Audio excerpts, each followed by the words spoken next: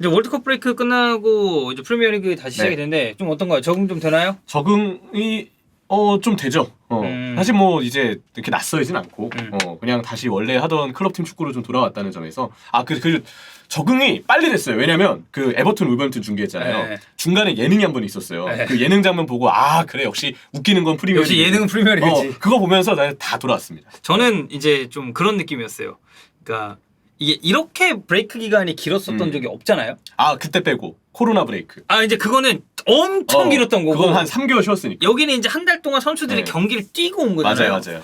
그래서 그런지 몰라도 약간 그냥 시즌이 다시 뭔가 좀 새로 시작한 그런 느낌이라 해야 되나? 약간 그 느낌이 들죠. 그래서 지금 뭔가 순위표에 대해서 아직 그 뭔가 적응이 안 돼. 네, 마치 리버풀이 빌라 이겼잖아요. 네. 지금 마치 리그 1위일 것 같은 기분. 그치. 네. 이제 개막전 막 해가지고 승점 3점 딴 그런 느낌이란 네, 말이야. 그냥 그런 기분에 취하면 돼요. 네. 네. 순위표 보지 마세요. 그런가요? 그럼 아니 아스날 팬들은 순위표 보고 싶잖아요. 그분들은 보셔도 되지. 네, 네. 리버풀은 그냥 자기 만족하면 된다. 리버풀은 그냥 이제 하나하나에 집중을 해야 된다. 1라운드 승리했다. 네. 그런 거죠 뭐. 네. 재계 이후 1라운드 승리한 네. 리버풀. 올 시즌 맨유전 한 번밖에 안 열린대요. 리그에서. 그래요? 또 그런 중요한 정보를 그렇게 그냥 위안 삼자 뭐 이거죠. 네, 좋습니다. 네. 이번 이제 월드컵을 통해서 최고의 라이징 스타로 이제 발돋움을 한 선수가 바로 이제 벤피카의 엔소 페르난데스. 맞아요. 이제 엔소가 이제 이적을 한다면 여름 이적 시장이 아무래도 될 텐데. 그렇죠. 여름에 팀을 옮겼을 때 이제 어디로 가는 게 이제 조금 현실적인가 이거에 대해서 사실 갑론을박이 굉장히 많습니다. 관심 있는 팀들도 좀 많을 것이고 엔소의 활약을 월드컵 때 보았던 스카우터들이 얼마나 많겠어요. 아르헨티나는 엔소 없었으면 중간 아마 매끄럽게 안 굴러갔을 겁니다. 그것도 이제 참 저희가 이제 예전 영상에서도 얘기했지만 스칼로니의 아주 대단한 정말 선택이 아닌가. 매직이죠. 네. 네. 사실 이제 그 어린 선수를 또 이제 그 타이밍에 이렇게 이거 아닌 것 같은데 야 너 빼, 야 들어가 이렇게 하기가 쉽지 않은데. 그렇죠. 그런 거 하나하나가 모여서 아르헨티나의 우승을 또 만들어냈었던 아주 카타르 월드컵이었죠. 일단 엔소의 링크를 좀 살펴보면요. 이제 가스톤 에둘, 아르헨티나 관련 공신력이 높은 기자인데 12월 27일자로 기재가 됐습니다. 일단 엔소는 지금 포르투갈로 복귀를 했고 지금 엔소의 대리인들이 약간 협상을 대기하고 있는 건 만약 타 구단들, 그러니까 엔소를 원하는 구단들이 엔소의 바이아웃 조항으로 알려져 있는 1억 2천만 유로, 이게 하나로 따지면 1,600억 되거든요. 세긴 세네요, 진짜. 네, 1,600억 정도를 만약에 발동시키면 협상을 하기 위해서 지금 대기를 하고 있다라고 해요. 그래서 이쪽에서 나오는 거는 지금 맨체스터 유나이티드 그리고 리버풀, 요게 레알 마드리드 영입전에 좀 뛰어들었다고 합니다. 그래서 뭐 이 세 팀 정도가 일단 제일 먼저 거론되는 이름들이고, 그 이제 포르투갈 언론인 해코르드 이쪽은 이제 첼시 얘기가 조금 있는데, 벤피카가 이 엔소도 조르제 멘데스의 어쨌든 이제 고객 아니겠습니까? 네. 두 가지 오퍼가 있다고 합니다. 일단 이 두 가지 오퍼가 모두 바이아웃보다 비싼 금액의 제안이고, 첼시는 이 중에서 이제 엔소를 영입하길 원하는 구단 중에 하나다라는 얘기를 합니다. 토드 볼리가 참 의지가 강하죠. 그래서 진짜 돈은 아낌없이 쏟아붓겠다는 각오가 아마 클 거예요. 그리고 생각 이상으로 첼시 중원 문제가 꽤 큽니다. 그리고 이제 갑자기 뭐 뜬금없이 호날두를 데려오겠다. 이제 이런 좀 이상한 소리를 이제 또 토드벨리가 해가지고. 그보단 이게 낫지 않나. 훨씬 낫죠. 그러니까요. 훨씬 낫고. 나이를 봤을 때나 선수의 어떤 기량을 봤을 때 현재로서. 그리고 이제 전체적으로 포터 감독이 지향하는 축구 스타일을 놓고 봤을 때도 호날두는 좀 어울리지 않는 그림이 많기 때문에 어쨌든 이 선수는 또 이제 빌드업을 담당해줄 수 있는. 맞아요. 사실 뭐 메칼리스터 같은 역할을 그러면 최고죠. 맡길 수도 있는 거고. 그래서 이제 후이 코스타 벤피카 회장은 이번 여름까지는 엔소를 지키길 원하고 겨울 이적 시장에는 이적시킬 생각이 없다라고 합니다. 그래서 이 선수의 의지가 이제 어떻게 되느냐. 만약에 그러니까 이제 그런 거죠. 바이아웃을 질러. 그러면 이제 그다음 개인 협상이거든요. 개인 협상에 갔을 때 저 가겠습니다 라고 얘기를 하면 이건 사실 방도가 없습니다. 그렇죠. 자신의 마음에 따라서 움직일 수 있는 거니까. 그래서 이 해코르드의 기사는 바이아웃보다 비싼 금액의 제안이다라는 여기에 이제 좀 초점을 맞춘 것 같고요. 로마노도 이제 한마디 거들었습니다. 엔소에 의하면 나의 미래에 대해 알고 있지 않고 그것은 나의 대리인이 처리할 얘기다. 그러니까 나한테 물어보지 마라. 나는 벤피카에 집중하고 있고 금요일에 경기가 있다. 그러니까 나는 지금 소속팀에 집중하고 있다. 이제 이거를 좀 어필을 하려는 것 같고, 실제로 이제 현지 시간 기준으로 금요일에 중요한 리그 경기가 있습니다. 지금 순위 테이블을 기준으로 했을 때 3위인 브라가, 그리고 1위를 달리고 있는 벤피카의 맞대결이 예정이 돼 있어요. 그래서 뭐 이건 엔소 입장에서도 중요한 경기죠. 1위 수성을 계속해서 이제 해 나가야 되는 그런 상황이니까. 근데 이제 그 뭐 소속팀에 집중하고 있다 이제 이런 얘기가 나온 거와 별개로 엔소가 이제 그 브라가전이 끝나고 이제 아르헨티나로 다시 간다라는 그런 내용이 나왔습니다. 그래서 뭐 가족과 함께 뭐 새해를 맞이하겠다라고 하면서 아르헨티나로 갈 것이다라는 그런 발표가 있었는데 뭐 이거 이제 구단 입장에서 좀 벙찌죠. 사실 좀 놀랄 일이죠. 어쨌든 지금 시즌이 한창 진행 중이고 지금 브레이크 기간이 아니잖아요. 이제는 브레이크 기간이 끝났기 때문에. 하지만 이제 뭐 선수 본인이 혹시 모를 개인의 사정도 있지 않을까에 대해서 약간 뭐 생각은 좀 드는 것 같아요. 그러니까 이 선수가 아르헨티나 선수잖아요. 그러니까 예를 들어서 근데 이제 포르투갈 사람이야. 네. 근데 제가 새해는 좀 가족들이랑 맞기 위해서 옆에서 스페인 좀 갔다 오겠습니다. 뭐 아니면은 뭐 이제 뭐 프랑스 사람이야. 아주 프랑스 좀 갔다 오겠습니다. 사실 금방이거든요. 그렇죠. 비행기 타고 가면 금방 왔다 갔다 해요. 근데 이제 남미는 얘가 이제 좀 다르죠. 이쪽은 이제 바다를 또 이제 크게 건너가야 되기 때문에 유럽 리그 선수들이 이제 시즌 중에 남미로 가는 거에 대해서 항상 이슈들이 있었어요. 맞아요. 그런 어떤 너무 불가피한 일이 아니면은 항상 뭔가 가족과 남미로 관련된 문제라든지 아니면 A 매치라든지 그런 게 아니라면 근데 A 매치도 막 뭔가 구단이 탐탁치 않아 하는 일정의 A 매치였으면 그것도 약간 좀 논란이 되기도 하고. 그래서 뭐 예전에 뭐 네이마르나 막 브라질 선수들 뭐 피파 바이러스다 뭐 이런 얘기도 했었잖아요. 테베즈는 진짜 골프 치러 갔었잖아요. 역대급 사건이지만. 골프를 아주 사랑하는. 또 이제 보카 주니어스. 네. 자, 어쨌든 그래서 지금 이제 시간을 따져봤을 때는 1월 6일 날 이제 포르티모넨스와 경기가 있고 우리 시간으로는 7일이 되겠죠. 네. 그러니까 1월 1일부터는 준비에 좀 들어가야 되는데 아마 아르헨티나 갔다 올 시간이 충분하지 않을 것으로 예상이 되기 때문에 이제 벤피카 관계자들은 좀 당황했다 이 발표에 대해서.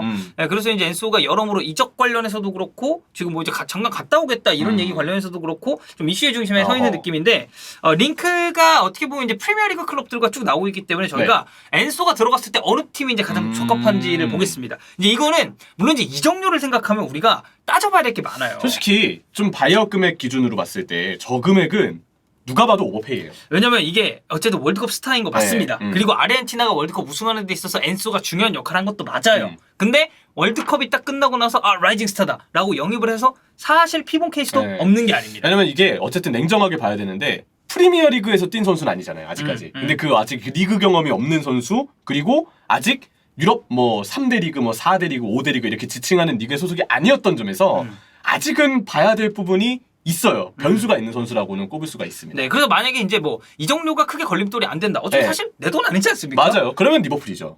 아 그래요? 네, 그러면 리버풀이죠. 왜요? 이적료가 여기서 조금 깎인다는 전제하에 벤피카랑 색깔이 똑같으니까. 뭐 유니폼 색깔이 똑같아요? 유니폼 색깔이 똑같으니까. 그래서 리버풀이 잘 맞을 수 있다. 아까 링크 났던 팀 중에 첼시 있잖아요.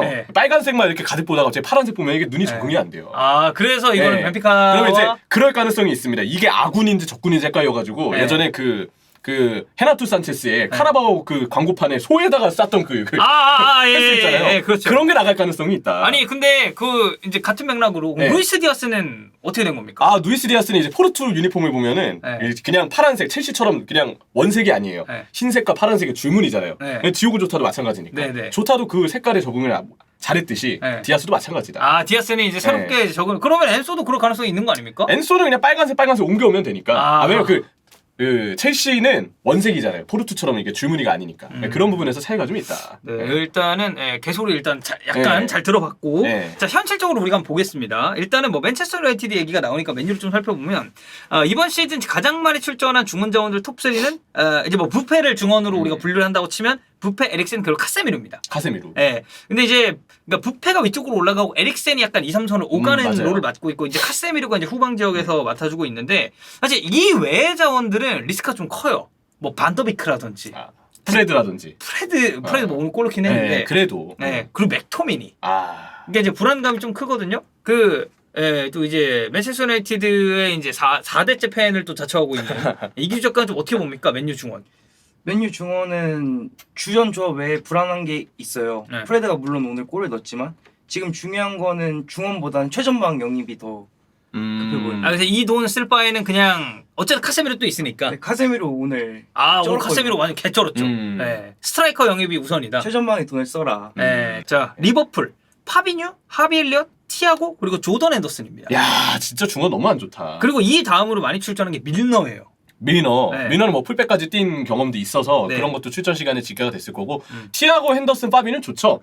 엘리엇이 문제예요. 하비 엘리엇. 그리고 여기 이제 출전 시간이 없는 그래서 더 문제인 커티스 존스라는 그리고 커존. 커존이라는 선수도 있어요. 아마 많은 분들이 이제 기억을 못 하실 겁니다. 나온 지가 꽤 돼서. 사실 이제 커티스 선수가 이제 우리 채널에 좀 이제 처음으로 이렇게 막 처음까지는 아닌데 그래도 딱 이렇게 커티스 존스라고 이제 언급이 됐었던 건 그 번개보러 할 때 아. 우리가 이제 커티스 존스는 잠깐 문의를 했었죠. 근데 이제 그때 720억을 달라고 해가지고 우리가 꺼져라 이렇게 현명한 얘기를 판단이었어요. 했었던. 왜냐면 그때 그 FA컵 에버튼전에 커티스 존스가 쿠티뉴가 거의 빙이 된 듯한 골을 넣고 그때는 되게 기대 많이 받았단 말이야. 주가를 올렸는데 지금은 그러지 않거든요. 그리고 이제 파비오 까르바유라는 선수도 있는데 풀럼에서 데려온 피지컬이 좀 왜소해서 아직 잘 모르겠어요. 그냥 까르바유, 엘리엇, 존스가 3명 다 아직 1군에서 이렇다 인상을 못 보여주고 어쩌면 이들 중에 절반 이상은 임대를 가야 될 수도 있다는 점에서 리버풀 중원은 굉장히 위태롭다. 티아고 언제 다칠지 몰라요. 사실 이제 부상 리스크가 리버풀 중은 좀 있긴 네, 하죠. 파비뉴랑 뭐 이제 또 얼마 전에 빌라전에 골을 넣었던 바이체티치 선수까지 좋은 또 삼선이 있긴 한데 파비뉴와 바이체티치 역할이 삼선이 있네. 아니 근데 그러면. 엔소의 역할이 아니잖아. 아까 네. 카세미루처럼. 네네. 네, 이들은 엔소의 파트너 역할을 해야 되는 선수들이고 티아고 자리에 대한 백업이 저는 너무 미미하다고 생각해요. 그래서 벨링엄은 제가 볼 때 무조건 데려와야 됩니다. 벨링엄은 뭐 엔소가 오고 말고 떠나서 일단 무조건 와야 돼요. 핸더슨 역할을 벨링엄에게 주는 게 베스트. 근데 엔소가 나머지 한 자리에 티아고의 부상 리스크를 관리해줄 필요가 있다. 네. 약간 그 맨유 얘기할 때랑 좀 스탠스가 다르네요. 아, 완전히 다르죠. 뭐 에릭센 그냥 뭐 쓰라고 하더니. 에릭센은 더 쓸 수 있어요. 네. 티아고는 안 되나요? 티아고는 아예 못 나오는 경우들이 많으니까. 에릭센은 그러진 않잖아요. 네. 네. 네. 제 논리입니다 이거는. 네. 네. 굉장히 표정이 뻔뻔하네요. 이 종류만 조금 떨어뜨려주면. 네. 아니 근데 이게 첼시도 지금 보면은 좀 심각한 게 마운트, 롭스터치크 그리고 조르지뉴거든요. 이 다음에 이제 코바치치예요. 그러니까 첼시도 이번 시즌에 사실 부상 때문에 밀필더 자원이 기용이 좀 부족한데 예를 들면 캉테는 너무해요 사실. 솔직히 티아고보다 캉테가 더 심합니다. 오늘 또 제임스가 무릎을 또 부여잡고 나갔죠. 네. 약간 너무 그 반복되는 부상 때문에 첼시가 지금 좀 굉장히 많은 리스크를 좀 안고 있어요. 그리고 이제 제임스는 어쨌든 월드컵 승선에 대한 의지가 저는 좀 컸다고 봅니다. 그렇죠. 그래서 이제 재활을 함에 있어서도 월드컵을 초점으로 맞췄었던 것도 있는데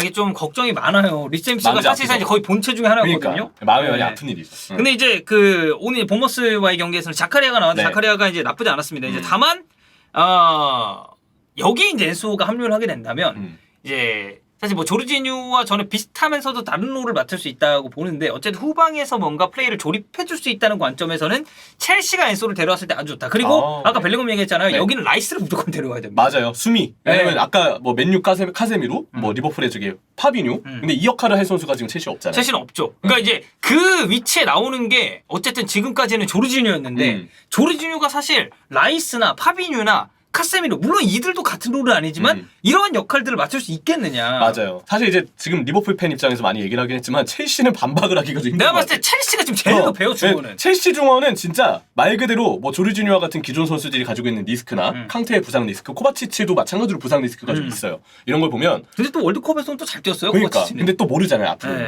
백지 상태에서 새롭게 구성을 해야 된다고 봐도 무방하거든요. 저는 라이스는 첼시가 진짜 참 어울린다고 생각을 하고 엔소까지 와야 이제 그 백지 상태 중원을 좀 새롭게 꾸릴 수 있지 않을까. 그리고 이 중원 영입을 첼시가 진짜 몇 년 동안 기다린지 모르겠어요. 3, 4년 동안 그쵸. 진짜 계속 뭔가 중원을 공격적으로 보강하기보다는 사울 같은 선수도 임대 오면서 약간 임시 방편으로 메우고 임시 방편이 안 됐죠. 근데 결국은 그런 어떤 상황이 뜸을 좀 들였는데 한번 원기옥을 터뜨릴 때가 됐다고 봐요. 아마 의지가 굉장히 강한 쪽은 첼시일 거라고 생각을 합니다. 사실 뭐 토드보일리 구단주 뭐 제 돈 아니지 않겠습니까? 그냥 구단 알아서 쓰시고. 아니 자기가 어쨌든 지금 의지가 강할 때 써야 돼요. 엔소 데려오고 라이스 데려오고 하면 첼시 중원도 괜찮아요. 그리고 이제 뭐 조르지뉴, 코바치치, 치크 그리고 이제 예를 들어 나중에 이제 캉테가 돌아왔을 때 캉테는 제가 봤을 때 향후 이제 이적할 가능성도 아예 없다고 보지 않습니다만. 지금 상황을 봤을 땐. 뭐 이런 자원들이랑 같이 꾸려가면은 이건 베스트 라이스 이제 웨스트햄 팬들한테는 정말 죄송하지만 어쨌든 라이스는 지금 계속 그런 얘기가 있어요. 재계약을 안 할 가능성이 높다. 그래서 맞아요. 이제 옮기고 싶다라는 이제 그런 느낌이 있어서 전 라이스와 엔소가 오면 이번 월드컵에서 또 좋은 활약을 펼친 중원 조합이 아주 잘 맞지 않을까. 맞아요. 근데 아까 얘기 드렸던 그 색깔 이슈 때문에 엔소를 위해서는 빨간색이 유지가 되는 게 낫다. 맨유는 안 되나요? 맨유도 빨간색인데? 맨유는 좀 반박하기 힘든 게 사실 벤피카의 그 유니폼이 빨이 아니고요. 흰 바지예요. 사실 색깔은 맨유랑 똑같거든요. 첼시. 리버풀. 첼시로 와라 엔소. 리버풀.